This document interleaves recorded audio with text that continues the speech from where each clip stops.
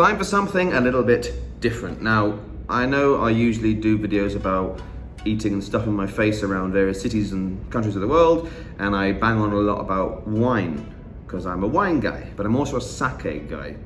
I am a kiki sakeshi, which is like I don't know, a sake sommelier or master of sake or whatever. It's a drink which is really misunderstood, it's a drink which is often served wrongly, and it's a drink which is difficult to get your hands on. And it's a drink which is very, very complicated to make. So in this video, I want to do a quick overview of how you make this drink. And then I've isolated 2 sake producers in Spain. Now, to make sake, you have to start with rice. You use sake rice. Inside each grain, you have a tiny little starchy center called the shinpaku.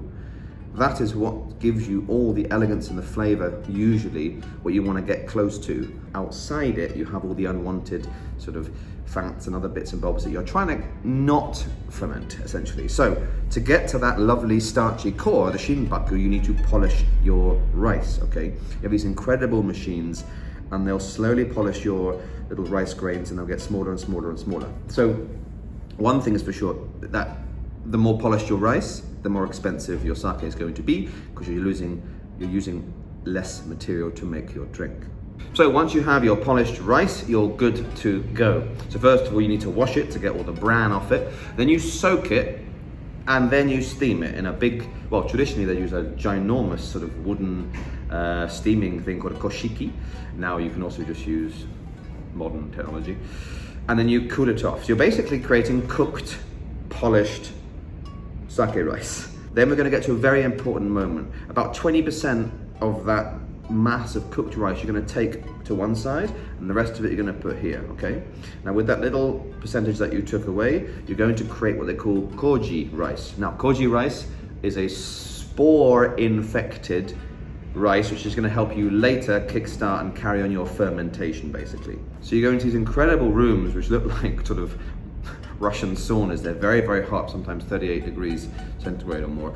And they're called kojimuro. And in this room, you sort of, I mean, it's a very complicated process with many stages, but basically you lay out this cooked rice and you gently tap over this spore of what's called kojikin. And this will infect and get inside each of these little grains, thus having a kind of primed rice that you're going to use later. So with this inoculated koji rice, you're going to use this to create what they call moto or shubo, which is the yeast starter, which is a very concentrated bucket of yeasty rice, which you're going to use for the main fermentation later. With that, it's going to be transferred into a big fermentation tank, and over the course of a few days, you'll be slowly adding the rest of that cooked rice you had, and you basically leave it for a month, and that sort of yeasty, ricey mush will become alcohol, will become your sake. We're almost there. Once you've got your booze in this tank, you're going to take it out, you're going to put it in these bags, this is the very traditional method, and you're going to press it, and you're going to extract the liquid off all those solid grains of any rice that's been left. The solid part left is called sake kasu, which you can eat, you can use in desserts, it's very healthy for you. Then a lot of them will use activated carbon to essentially clean your sake, to give you a nice clear color. If you don't do that, it's a style called muroka, which is very, very nice. After that, you can choose to pasteurize or not pasteurize. In general, non-pasteurized sake are called nama, and that means fresh. They're very kind of, or raw. They're very sort of in your face, very zingy. They're very interesting, but most commercial sakes are pasteurized for the sake of preservation. Then before you finally bottle it, you can bring down the alcohol. So using a process called warimizu, you can bring it down with water. So most sakes are around 15 or 16. And then finally, you can drink the damn stuff. Now, obviously, when we think of sake, we think of Japan. Anywhere in the world can make sake. And there are a couple in Spain.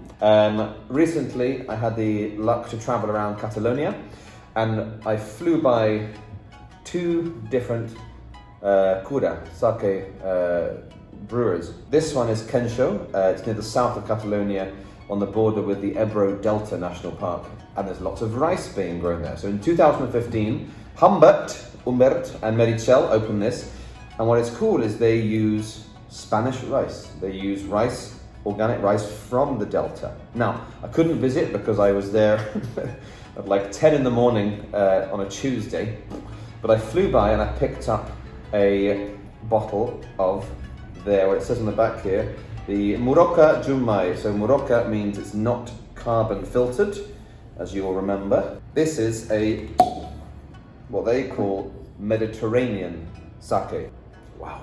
Very fruity, and you get a nice cereal rice note. Interesting. So you get a very ricey note, a bit more saline.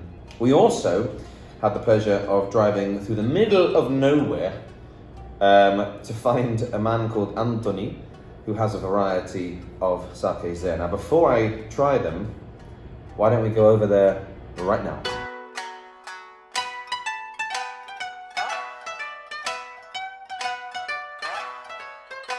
We've come out to the village of Tuixent, which is in the middle of nowhere. Just over there you might see a building where a car is parked. That is a little tiny sake brewery. A man called Anthony, who I'm just about to meet, runs it, and it's called Seda Liquida, which means liquid silk. And it's a tiny little operation, but the cool thing is he imports everything from Japan, from the yeast to the rice to the koji spores. So we're gonna go and have a look at it and see how it's all set up. But hell, this is a hell of a location for a sake brewery. Hola Anthony. ¿Qué tal?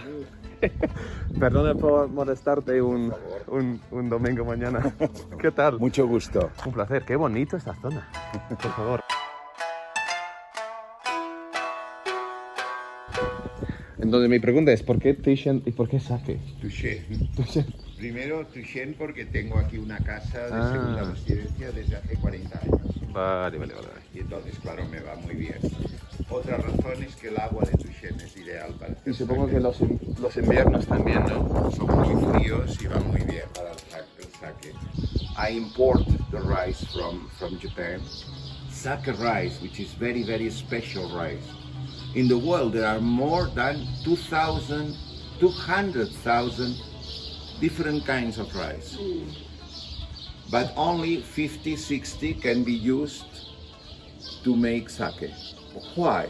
Because eating rice, the normal rice, it has starch all over the grain. But also other things which are not starch, like amino acids, proteins, there are another kind of sugars, there are fat matters, different things. And those things don't make good sake, only the starch. Rice, for making sake, all the starch is in the center, in a core, like the stone of a peach or a plum.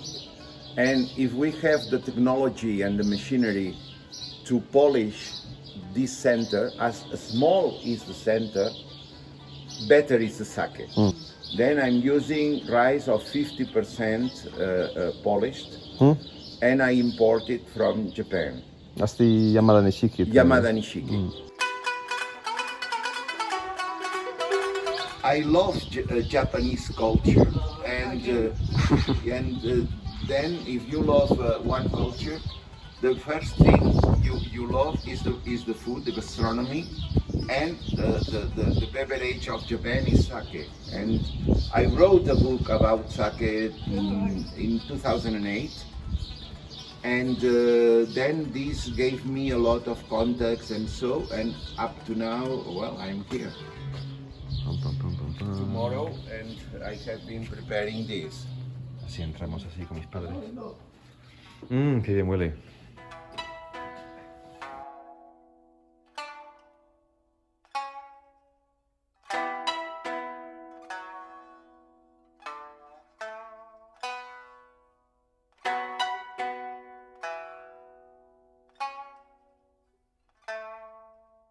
But I had to go to Barcelona and close at home due to the pandemic. And when I could come again in June, July 2020, I opened and I see, wow, not bad, it's perfect, very good.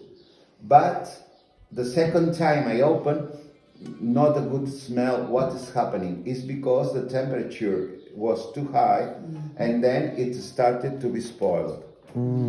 What I then it was only two possibilities. Well, three. First one, and to throw it and to the garbage. That's all. Number two was to convert this in vinegar.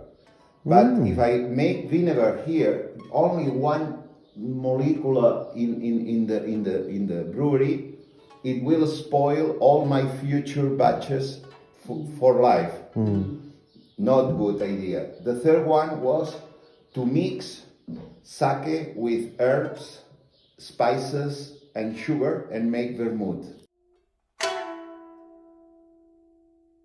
It's Seda Liquida. It's like liquid silk. You see that? This is the nigori, the unheavily The solids filtered. of the rice are here, and then to drink it is necessary to make like this.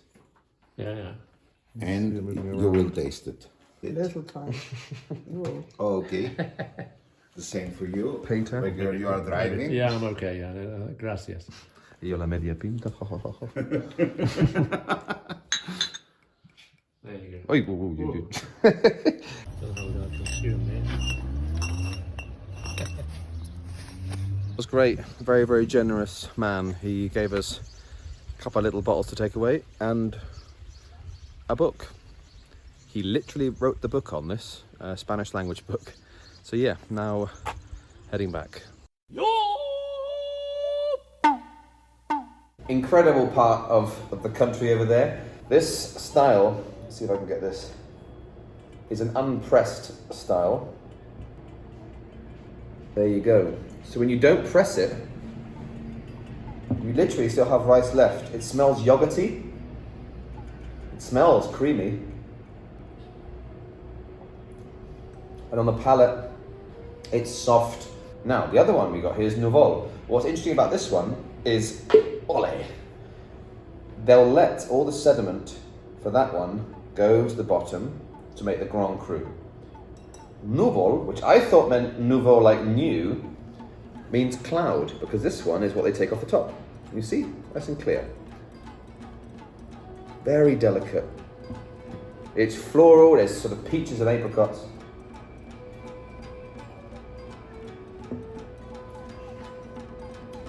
This is like a Japanese sake in Spain, whereas this is a Spanish sake in Spain. Kampai. That wouldn't be one of my videos if I wasn't a bit drunk in an alcohol video. So we're here in Shua Shua, one of our favourite bars, drinking sakes. Because there's a bit more information you need to know, but first things first, kampai. Well, that's nice. A couple of final words you need to know about sake. One is junmai. Now this is a junmai ginjo. There's ginjo and dai ginjo. Ginjo and dai ginjo relate to how polished the rice is. So usually dai ginjo, you've got 50% left. Ginjo is usually 60% left. So you'll see 60% or 50% on the bottles. Junmai means it's just rice, water, and the koji. If it doesn't say junmai, it's what we call a honjozo style, which means they've had extra alcohol added earlier in the process, which can actually bring out aromas and make it more floral. Doesn't mean it's better or worse. These are the two families of the premium sakes, the Junmai family and the Honjozo style. So we're drinking a Junmai Ginjo, so it's just rice, water and the koji, and it's been milled, polished to 60%. I will not be that coherent in a few sakes time. Number two.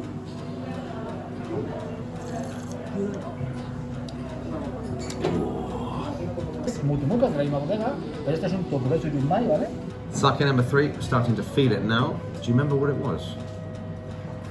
It's a tokubetsu junmai. So tokubetsu is a word I haven't mentioned yet. Tokubetsu is an unofficial word. It kind of means special. So tokubetsu means a special, like this is our special edition. So it doesn't actually mean anything legally.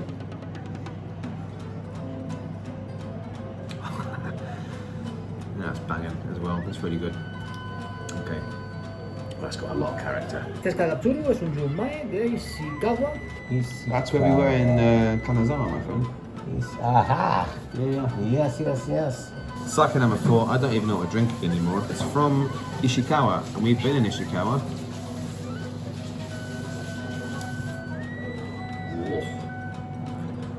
Tiene punch.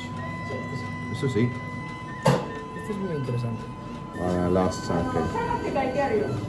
Sada, ¿verdad? Como el chicharrón.